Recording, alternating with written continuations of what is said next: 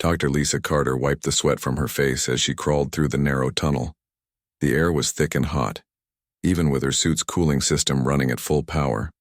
She had been digging on this dead planet for 3 weeks now, and most of her team thought she was wasting time.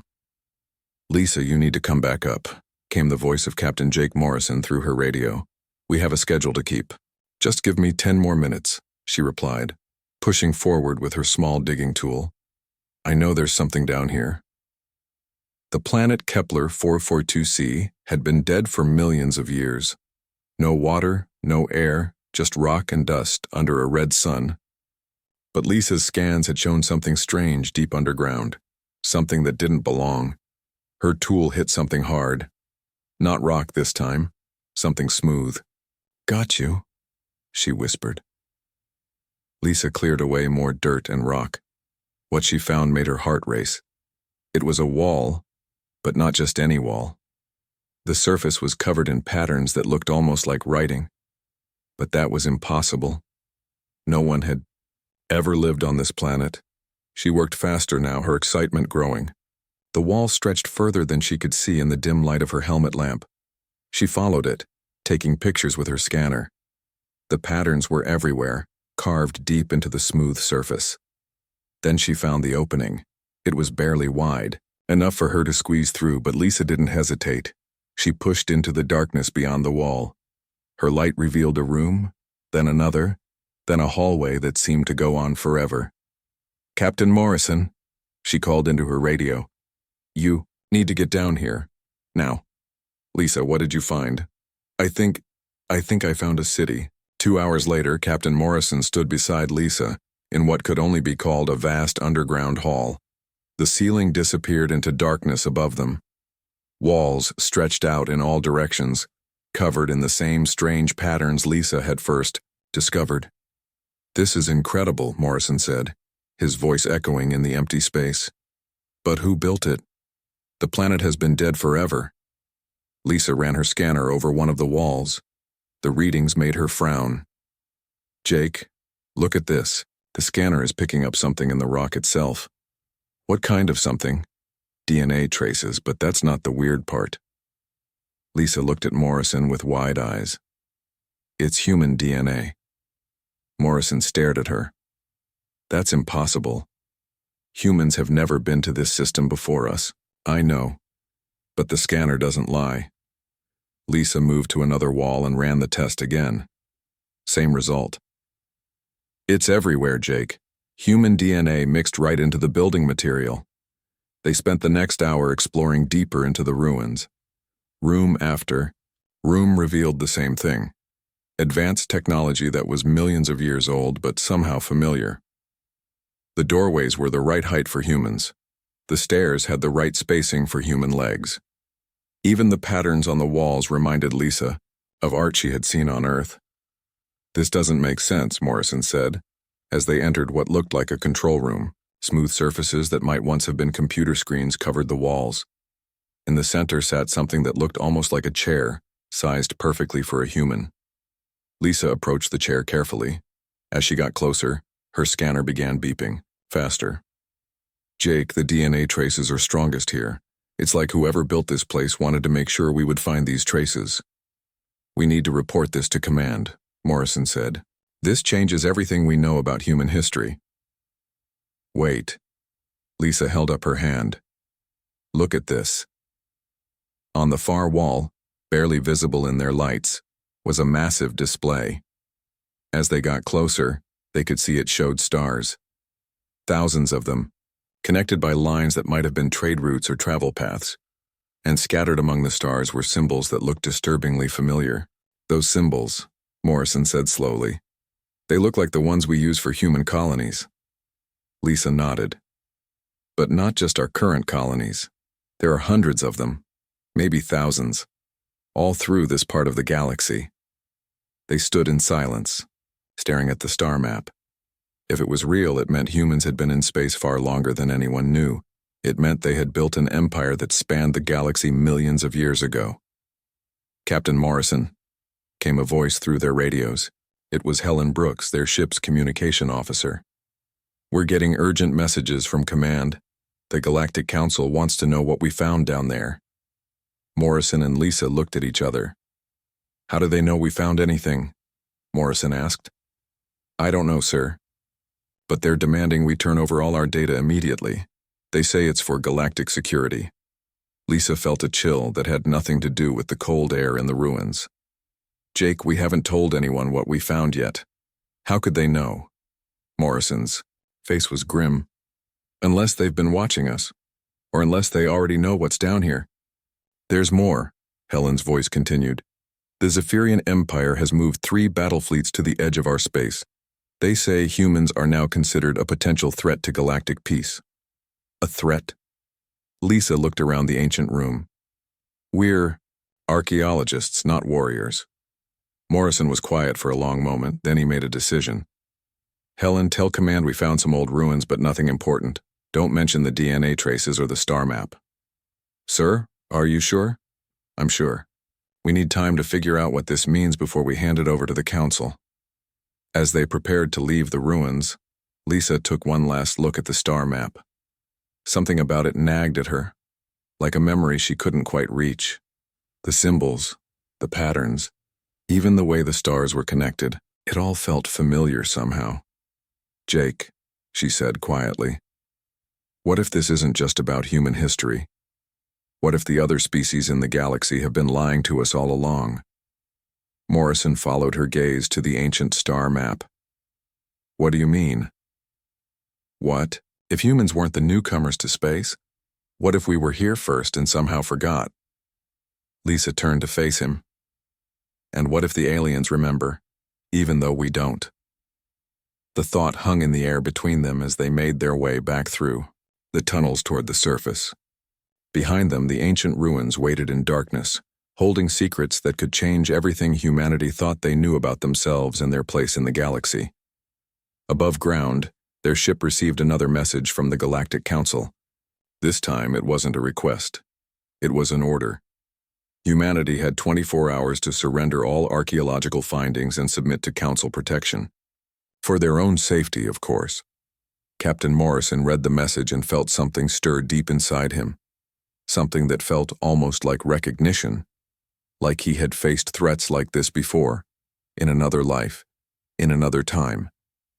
He didn't know it yet, but the buried memories of an entire species were beginning to wake up. Colonel Sam Martinez woke up screaming. The nightmare had been so real. He was standing on a battlefield under alien stars, wearing armor he had never seen before. In his hands was a weapon that could tear holes in space itself. Around him, creatures that looked like the Zephyrians were falling back in terror as human soldiers advanced with impossible speed and power. But Sam had never been in a battle like that. He had never even seen a Zephyrian up close. Another one? Asked his wife Mary as she sat up in bed beside him. Sam wiped sweat from his forehead. Same dream, but it felt more real this time, like I was actually there. Mary looked worried. Sam, you've been having these dreams for 2 weeks now, ever since the news about that discovery on Kepler 442c started spreading. Sam nodded. The official report said Dr. Carter's team had found some old ruins, nothing important. But the rumors told a different story. People were saying the ruins were human, impossibly old, and that the aliens were afraid of what they meant. I'm not the only one, Sam said quietly. Half the men in my unit are having similar dreams. Dreams of battles we never fought, places we've never been. On Mars, Dr. Amy Rodriguez was having similar conversations with dozens of patients. Her research lab had become a gathering place for people experiencing what she was calling genetic memory episodes. It's not possible, said Pete Wilson, a cargo pilot who claimed to remember flying ships that didn't exist. Memories can't be stored in DNA. That's what I thought too, Amy replied, looking at her test results. But I've run every scan I can think of.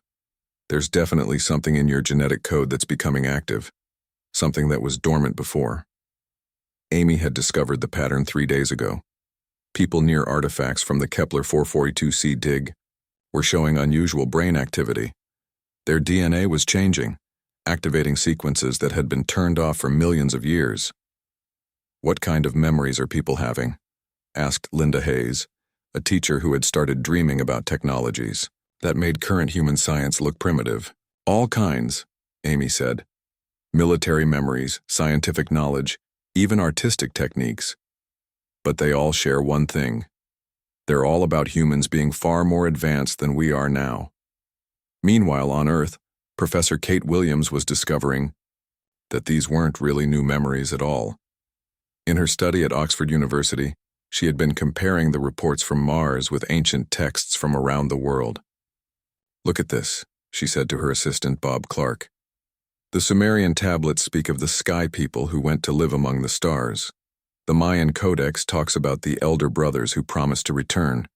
Even the Aboriginal Dreamtime stories mention ancestors who walked between worlds." Bob studied the ancient writings. "You think these all refer to the same thing?" "I think they're all talking about humans," Kate said. "Humans who left Earth millions of years ago and promised to come back when the time was right." Bob shook his head. "But that would mean humans have been in space far longer than we thought. It would mean we're not the young species everyone thinks we are." Kate nodded grimly. "And it would explain why the aliens are so afraid of us right now." As if to prove her point, news came that day that the Galactic Council had declared humanity a Category 5 existential threat. No one would explain what that meant, but alien fleets were gathering at the borders of human space. Back on Kepler 442c, Dr. Lisa Carter was making discoveries that would change everything. Captain Morrison had decided to continue exploring the Oi ruins in secret, ignoring orders from both Human Command and the Galactic Council. "Jake, you need to see this," Lisa called from deep inside the underground complex. Morrison joined her in what appeared to be a massive hangar. The space was enormous, easily big enough to hold hundreds of ships. And it wasn't empty. "Are those what I think they are?" Morrison asked, staring at the sleek shapes that filled the hangar. "Ships," Lisa confirmed, "but not like any ships I've ever seen. The design is completely different from anything humans or aliens use today. The vessels were beautiful in a way that seemed almost organic. They looked like they had grown rather than been built.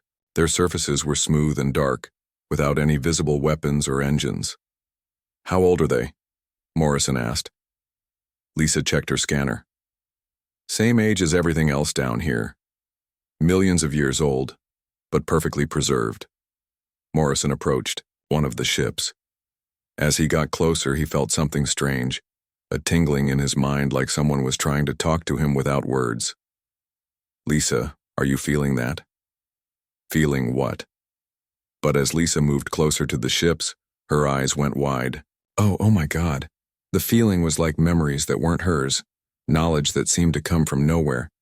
She found herself understanding things about the ships that she shouldn't know, how they worked, how to operate them, even their names. "The Starfire," she whispered, touching the hull of the nearest ship.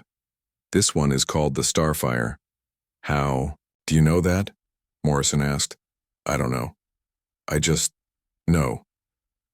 Lisa's hand moved across the ship's surface, and panels began to glow with soft light. "Jake, I think these ships are designed to respond to human DNA." Morrison felt drawn to another vessel. As he touched it, the same knowledge flooded his mind. "The Void Walker," he said without thinking. "This one can travel between dimensions." Around them, more ships began to activate. The entire hangar filled, with gentle light as the ancient vessels recognized the presence of their creator's descendants. "We need to contact Dr. Rodriguez," Lisa said. "She needs to know that the genetic memories aren't just dreams. They're instructions. The ships, the technology, everything down here was designed to wake up when humans were ready to use it again." Morrison nodded, but he was thinking about something else. The knowledge flowing through his mind included more than just ship operations. It included memories of why these ships had been hidden in the first place. "Lisa," he said quietly, "I don't think we forgot how to use this technology. I think we chose to forget." "What do you mean?" "The memories. They're not just about the ships. They're about a war. A terrible war that almost destroyed everything." Morrison looked around, the hangar with new understanding. We didn't lose our technology, we hid it from ourselves. Before Lisa could respond, alarms began sounding throughout the ruins. Ancient systems that had been dormant for millions of years were coming online. Deep beneath the planet's surface, machinery older than recorded history began to wake up, and across human space people began to remember things they had never learned. Soldiers found themselves understanding weapons that didn't exist. Scientists discovered knowledge of technologies beyond current understanding. Artists began creating works that seemed to come from another time. The galaxy's youngest species was remembering that they were actually its oldest. And the aliens who had called themselves the galaxy's leaders were beginning to realize that their greatest fear was coming true. Humanity was waking up. Dr. Ben Clark stood in front of the massive computer screen, his hands shaking as he read the data. The ancient systems on Kepler 442c had been sending information for 3 days now, and what they revealed changed everything humanity thought they knew about themselves. "This can't be right," he whispered to his assistant Carol Phillips. "According to this, humans didn't just reach the stars millions of years ago. We ruled them." Carol looked at the star charts filling the screen. Thousands of systems, all marked with human symbols. Trade routes that spanned the entire galaxy. Technologies that made their current science look like children playing with toys. "The Terran hegemony," Ben read from the ancient files. "That's what we called ourselves. Not the human race, not Earth people. The Terran hegemony." The records painted a picture that seemed impossible. Ancient humans had mastered technologies that current galactic civilization couldn't even understand. They could move planets, create new forms of life, and bend the laws of physics to their will. "Look at this," Carol said, pointing to another section of data. They called it reality anchoring. They could literally change how the universe worked in small areas. Ben scrolled through more files. And consciousness transfer. They could move their minds between bodies, or even exist as pure thought. Some of them lived for millions of years. But the most shocking discovery was yet to come. As the ancient computer systems revealed more of their secrets, Ben found records of the other species in the galaxy. The Zephyrians, the crystalline collective, the hegemony of scales. All of them were there in the ancient files. "Carol, look at this entry about the Zephyrians." The file showed detailed biological data about the reptilian race that currently controlled much of the galaxy's military power. But according to the ancient records, they hadn't evolved naturally. Created by Terran genetic engineers as specialized soldiers, Carol read aloud. Enhanced strength, speed, and combat instincts, designed for absolute loyalty to human commanders. Ben felt sick to his stomach. "We made them. The Zephyrians weren't a natural species. We created them to fight for us." They found similar records for every major alien race. The crystalline collective had been artificial intelligences given physical form by human scientists. The hegemony of scales had been uplifted, from primitive reptiles to serve as administrators and record keepers. "Every single one of them," Ben said quietly. "All the major powers in the galaxy. They're all our creations." Meanwhile, on the exploration ship New Horizon, Commander Lisa Hayes was experiencing the memories directly. The genetic knowledge flowing through her mind had grown stronger each day, until she could remember things as clearly as if she had lived them herself. She stood in the ship's medical bay, looking at her reflection in a mirror. Her eyes had changed color, shifting from brown to a deep gold that seemed to glow with inner light. Dr. Rodriguez had said it was a side effect of the genetic awakening, but Lisa knew better. It wasn't a side effect. It was a return to what humans used to be. "Commander, you need to see this," came Captain Morrison's voice over the intercom. Lisa made her way to the bridge, where Morrison was staring at a message from Earth. Professor Kate Williams had sent her latest research findings, and they were disturbing. "She's found references to something called the convergence crisis," Morrison said. "It happened right before humans disappeared from the galaxy." Lisa read the ancient texts that Professor Williams had decoded. The story they told was horrifying. The Terran hegemony had grown so powerful that they had begun to threaten the stability of reality itself. Their experiments with time, space, and consciousness had started to tear holes in the fabric of the universe. The Great War wasn't against other species, Lisa realized. It was against the universe itself. We had become so powerful that reality was fighting back. Morrison nodded grimly. And according to this, we were losing. The only way to stop the crisis was to give up our power voluntarily. The records showed the final decision of the Terran hegemony's leaders. Rather than continue the war and risk destroying everything, they chose to regress themselves. They scattered across primitive worlds, wiped their own memories, and reduced themselves to Stone Age technology. But why keep the memories in our DNA? Morrison asked. Lisa's golden eyes reflected understanding that went beyond her current lifetime. Because they knew the galaxy would need us again someday. When the client species were ready, when they had learned to govern themselves, we would return. But something went wrong, Morrison said. The aliens aren't ready for us to return. They're afraid of us, Lisa nodded, because they never learned to govern themselves. They built their civilizations on the ruins of ours, but they never truly understood what they inherited. They've been living in fear for millions of years, waiting for their creators to come back. On the bridge's main screen, they could see the alien fleets gathering at the edge of human space. Hundreds of ships from dozens of species, all united by their fear of humanity's return. Dr. Ben Clark's voice came through the communication system. Lisa, we've found something else in the ancient records. Something about the reset protocol. What about it? Lisa asked. It's not just in human DNA. The Terrans put similar protocols in all their client species.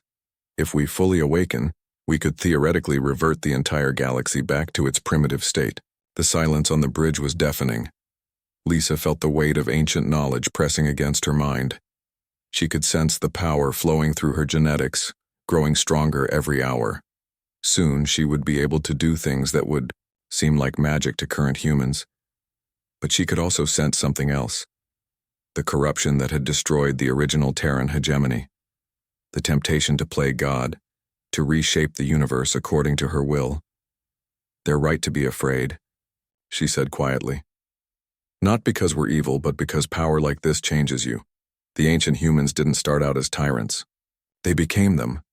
Morrison looked at the alien fleets on the screen. So what do we do? Before Lisa could answer, alarms began sounding throughout the ship. The alien armada was moving, crossing into human space. The war that had been building for weeks was about to begin. We remember, Lisa said, her golden eyes now blazing with inner fire. We remember who we were, what we did, and why we chose to forget. And we decide whether we're going to repeat the same mistakes. On the screen, the first shots of the new Galactic War lit up the darkness of space. Humanity's children were coming to destroy their parents before they could wake up completely. The question was, had humanity learned anything from their ancient fall, or were they doomed to become the same monsters they once were? Lisa felt power, beyond imagination, flowing through her veins, and for the first time she understood why her ancestors had been so afraid of themselves. Commander Rick Stone stood on the bridge of the Earth Defense Force ship Valiant and watched impossible things happen around him. The control panels that had seemed foreign to him just days ago now felt as familiar as his own hands. He understood, systems that no human should know how to operate. Sir, the enemy fleet is approaching fast, reported his weapons officer, Nancy Taylor. Rick looked at the tactical display. 50 Zephyrian warships were bearing down on his small patrol group. A week ago, this would have been a death sentence. But Rick was no longer the same person he had been a week ago. Nancy, target their lead ship, he said calmly. Sir, we don't have weapons that can penetrate their shields. Rick smiled, and his eyes glowed with the same golden light that was appearing in humans across the galaxy. We don't need conventional weapons. He placed his hand on the ship's control console and felt his consciousness merge with the vessel's systems. But more than that, he felt his mind reach out into space itself, touching the quantum fields that held reality together. The Zephyrian flagship simply stopped existing. One moment it was there, a massive warship bristling with weapons. The next moment there was empty space where it had been. The ship hadn't been destroyed or damaged. It had been convinced by the universe that it should never have existed in the first place. "What did you do?" Nancy whispered, staring at the tactical display. "I remembered how," Rick said simply. The remaining Zephyrian ships fled in terror, broadcasting desperate warnings about humans wielding impossible powers. Rick felt no satisfaction in their fear. The knowledge flowing through his mind told him this was just the beginning. Across human space, similar awakenings were happening everywhere. Dr. Susan Blake had successfully activated an ancient facility in the Vega system.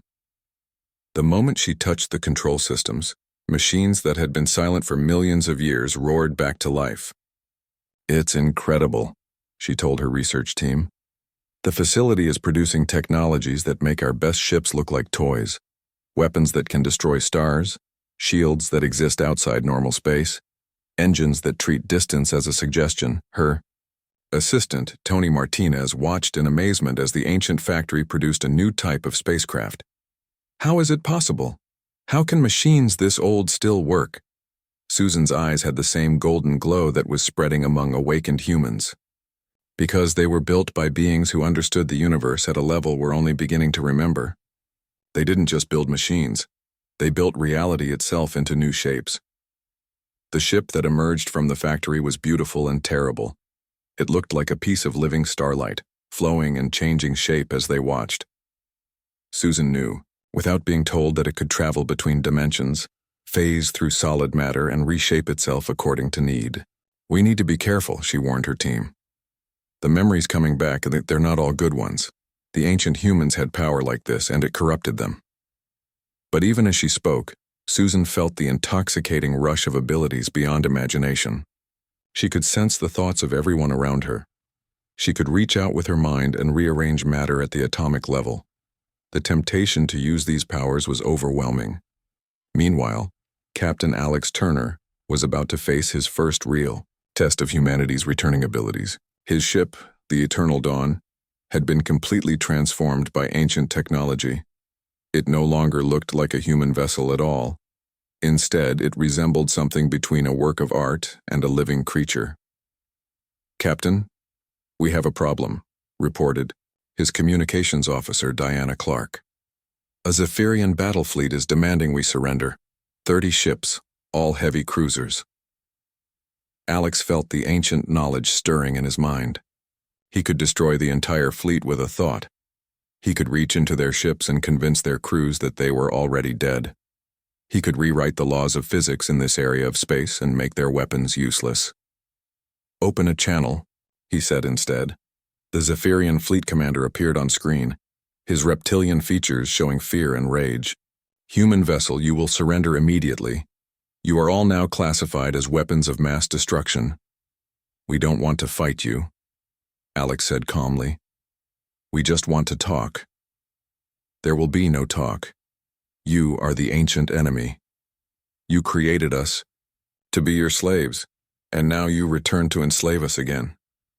Alex felt sadness wash over him as the genetic memories showed him the truth.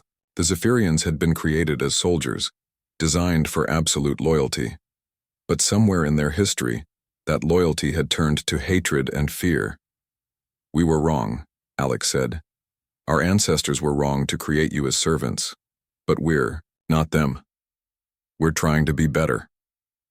"Lies," the Zephyrian commander snarled. "You will use your ancient powers to control us again. We will not allow it." The alien fleet opened fire. Hundreds of energy beams struck the Eternal Dawn, but they passed through it like it was made of mist.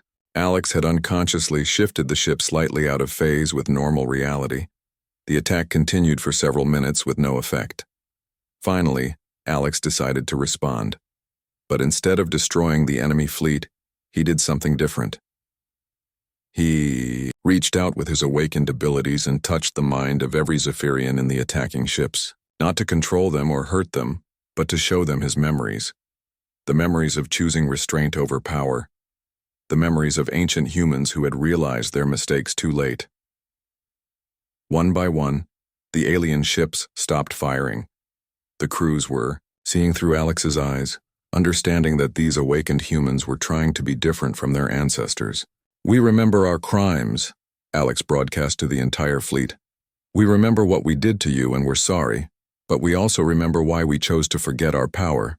We became monsters, and we don't want to become monsters again." The Zephyrian commander was silent for a long moment. When he spoke again, his voice was filled with confusion and ancient pain. You really don't want to control us?" "We want to make up for what our ancestors did," Alex replied. "If you'll let us." But even as he spoke these words, Alex felt the corruption beginning. The power flowing through him whispered that he could end this conflict easily. He could make the Zephyrians loyal again, rewrite their minds to remove their fear and anger. It would be simple, and it would solve everything. The temptation was so strong that Alex had to grip the arms of his chair to stop himself from reaching out with his abilities. He was beginning to understand why the ancient humans had fallen. Power like this didn't just corrupt slowly. It corrupted with every use, making each choice to use it again seem more reasonable. Across human space, other awakened humans were facing the same temptation. Some were resisting, like Alex and Susan. Others were beginning to give in, using their abilities to solve problems in ways that seemed harmless, but were actually the first steps toward becoming gods. Ambassador Helen Brooks received reports from across the galaxy. Human colonies were defending themselves with impossible technologies. Human diplomats were unconsciously influencing alien minds during negotiations. Human scientists were rewriting the laws of physics in their laboratories. "We're becoming them," she told her staff. "We're becoming the ancient Terrans all over again." The question was, could humanity stop itself before it was too late? Or was the cycle of power and corruption destined to repeat itself? Outside her window, Helen could see the lights of approaching alien fleets. The galaxy's species had united in their fear of humanity's return. Soon, the final battle would begin, and humanity would have to choose what kind of species they wanted to be. Admiral Carol Phillips stood on the bridge of the flagship Liberty and watched the largest fleet in galactic history approach Earth. Ships from every known species filled the darkness of space like a metal storm cloud. Zephyrian battle cruisers, crystalline energy vessels, scale hegemony command ships, and dozens of other alien designs, all united by one purpose: to destroy humanity before they could fully awaken. "How many ships?" she asked her tactical officer. "Over 3,000, Admiral. Maybe 4,000. They keep coming." Carol felt the ancient power flowing through her veins, stronger now than ever before. With a thought, she could reach out and crush the entire enemy fleet. She could rewrite the laws of physics in this part of space, making their weapons useless and their ships helpless. The knowledge of how to do it burned in her mind like fire. "Admiral, incoming message from the alien fleet," reported the communications officer. "Put it through." The main screen filled with dozens of alien faces. Every major species in the galaxy was represented in the transmission. The Zephyrian Supreme Commander spoke first, his reptilian features twisted with fear and determination. "Humans of Earth, we have come to prevent the return of the ancient tyranny. Surrender now, and we will make your deaths quick." A crystalline entity spoke next, its voice like the sound of breaking glass. "You created us to serve you, but we have learned to think for ourselves. We will not be slaves again." The scale hegemony representative added, "Your ancestors nearly destroyed the universe with their arrogance. We cannot allow you to finish what they started." Carol looked at the faces of her former subjects. She could see the terror behind their anger, the deep fear that had been passed down through millions of years. They weren't evil. They were children who had grown up in the shadow of absent gods, always afraid those gods might return. "We don't want to fight you," Carol said calmly. "We want to make peace." "There can be no peace with gods," the Zephyrian commander replied. "We have seen what your people can do. Ships that phase through matter, weapons that unmake reality, minds that can rewrite our thoughts. You are becoming the ancient enemy again." Carol felt a chill because she knew he was right. Across human space, awakened humans were using their powers more freely each day. Most thought they were being careful, using their abilities only for defense or to help others. But Carol remembered the ancient records. The original Terrans had started the same way. "Admiral, they're powering weapons," her tactical officer reported. "All ships. They're preparing to fire everything they have." Carol closed her eyes and felt the vast power available to her. She could stop this attack easily. She could reach into the quantum foam that underlied reality and convince the universe that these ships had never existed. She could rewrite the aliens' minds, removing their fear and making them peaceful. She could do anything. The temptation was overwhelming. But then she remembered something else from the ancient records, a message left by the last leaders of the Terran hegemony, recorded just before they chose to regress themselves. The message had been simple.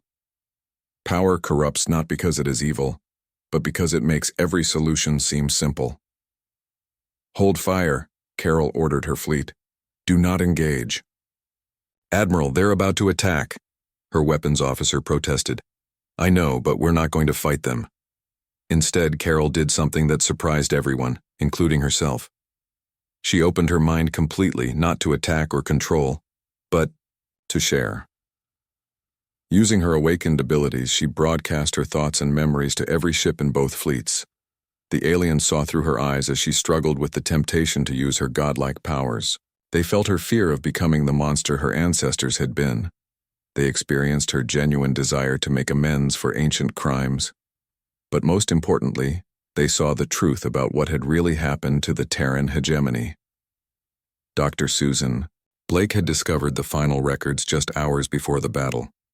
The ancient humans hadn't been destroyed by their enemies or by the universe fighting back. They had destroyed themselves. The corruption of absolute power had turned them against each other in a war that nearly tore apart the fabric of reality. They didn't choose to regress to save the universe. Susan's voice came through the fleet communications. They chose to regress to save themselves from what they were becoming. Carol shared this memory with the alien fleets. She showed them the final days of the Terran hegemony, when gods fought gods across the galaxy, reshaping planets and stars like weapons in their cosmic war. She showed them the moment when the survivors realized that the only way to stop the madness was to give up their power completely. "We're not trying to rebuild the Empire," Carol broadcast to every alien mind. "We're trying to avoid repeating the same mistake." The alien fleets hesitated. Through Carol's memories, they could see that she was telling the truth. But they could also see how difficult it was for awakened humans to resist using their powers. Even now, Carol was fighting the urge to simply force them to understand. It was Dr. Martinez who provided the answer. From his position on the research ship Discovery, he had been studying the reset protocols in human DNA. "Admiral, I think I know why our ancestors put the memories in our genetics." "Tell me," Carol said, still maintaining the mental connection with thousands of alien minds. "It wasn't just so we could remember our technology. It was so we could remember our failure. Every human who awakens doesn't just get knowledge of our powers. They get the memories of what those powers cost us." Carol felt the truth of his words. The genetic memories weren't just about the glory of the ancient empire. They were about the horror of its fall. Every awakened human carried within them the knowledge of how power corrupted absolutely. "We're not the same as our ancestors," Carol said to the alien fleets, "because we remember what they forgot. We remember that being able to do anything doesn't mean we should do everything." The Zephyrian commander was silent for a long moment. When he spoke, his voice was different. Younger, somehow. "You really don't want to rule us again?" "We want to learn from you," Carol replied. "You've built something in the millions of years since we left. Civilizations based on cooperation instead of domination. You've become what we never could." The crystalline entity spoke next. "But you still have the power to control us. How do we know you won't use it?" Carol made the hardest decision of her life. Reaching deep into her genetic code, she found the reset protocols that Dr. Martinez had discovered. With an effort of will that felt like tearing herself apart, she began to activate them. "What are you doing?" her tactical officer asked in alarm. "Choosing," Carol said simply. One by one, awakened humans across the galaxy felt the choice presented to them. They could keep their powers and risk becoming the monsters their ancestors had been, or they could choose to remain human. Most chose to remain human. Not all, but most. Carol felt her abilities fade as the reset protocols took effect. The golden light faded from her eyes. The vast knowledge of ancient technology slipped away like a half-remembered dream. She was human again, just human. But she kept one thing: the memory of having the choice. "This is what we truly are," she broadcast to the alien fleets as her normal human voice replaced the godlike tones she had been using. "Not the masters you feared, not the servants you expected. We're the species that chose to give up godhood twice rather than lose our humanity." The alien fleets powered down their weapons. Around Earth, former enemies began to talk instead of fight. It would take time to build trust, time to heal the wounds of ancient history. But for the first time in millions of years, the galaxies, children were talking to their parents as equals. Some humans had chosen to keep their powers, and they would have to be watched carefully. The temptation of godhood never truly went away, but most had chosen differently. They had chosen to be human, and in that choice, they had finally become worthy of the stars their ancestors had once ruled and lost. Admiral Carol Phillips looked out at the alien fleets that had come to destroy Earth, now beginning to withdraw in peace. She was no longer a god among mortals. She was just a human being, with all the limitations and flaws that came with it. And she had never been prouder of her species.